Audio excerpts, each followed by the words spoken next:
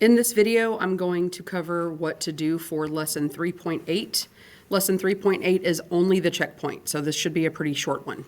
So now that we have finished our research, and you should have completed your annotated bibliography, where you have the list of all of the sources that you're using and the information that you're going to use from them, the next step is to prepare for the solution proposal that you're going to be creating.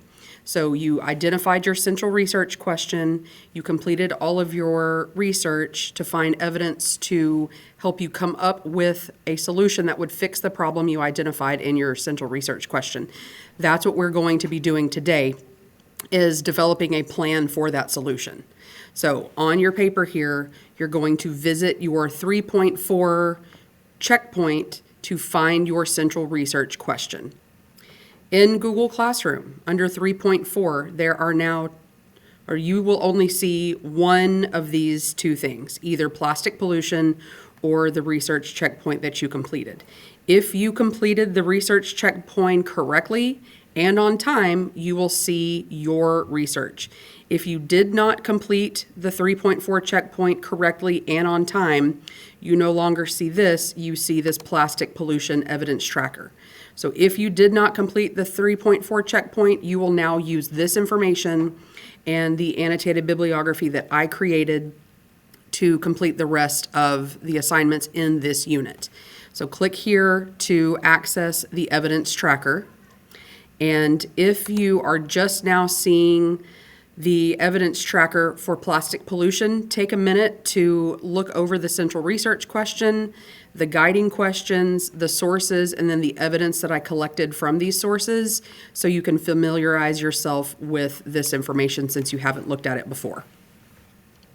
Now, the next step after you have your central research question is to synthesize information and propose a solution that could fix the issue. So you can either use your brain, use the evidence, use your brain, come up with some ideas for a solution to fix the problem, or we can use ChatGPT, and I'm going to show you how to do that.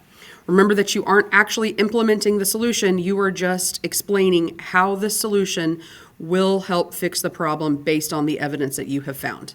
So pull up ChatGPT, and we're going to type in propose solutions to the question, and then we're going to come over here and find our central research question. There's your question.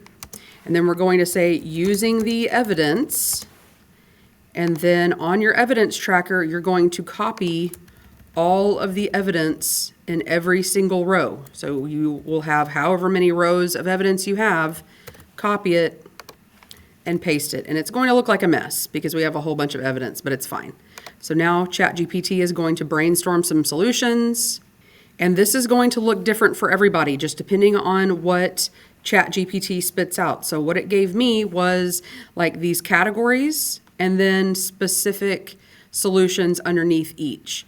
I have seen some students where it gave them a solution and then had more details about like how the situation would help, who it would benefit. So it just depends on what the information is.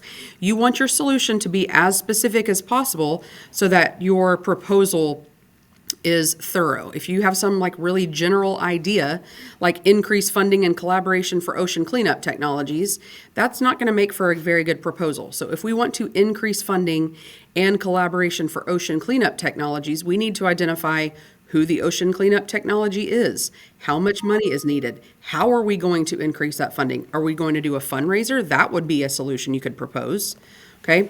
So let's take an example from here, and I'll talk about how specific we need to be.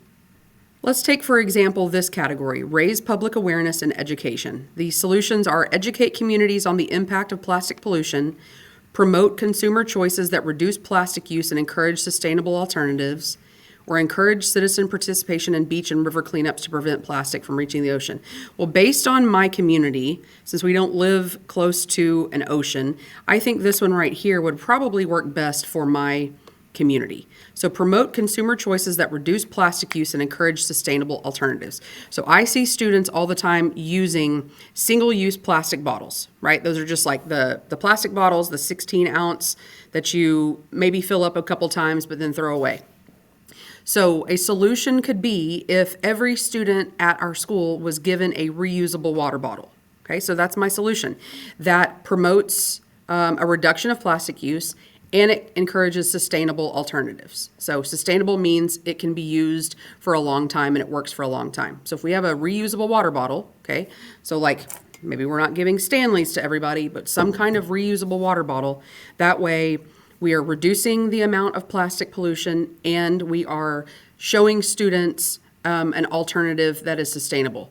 And then part of my proposal or part of my solution is going to be creating like infographic posters that I can post around the school or post in classrooms to go along with giving out the plastic bottles or the reusable bottles so students know why we're doing it.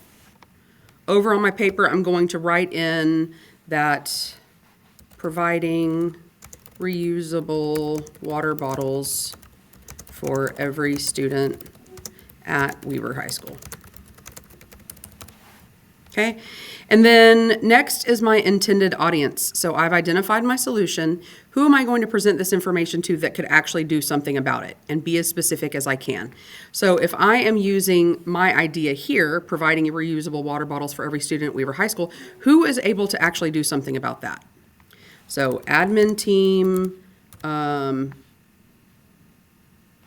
maybe we could partner with a local environmental protection organization. Okay, I would have to research this and find a specific one, but that gives me an idea for now, right? If you pick something and you're not quite sure who the audience might be, then use ChatGPT. So this one, preventing microplastics, develop filtration systems.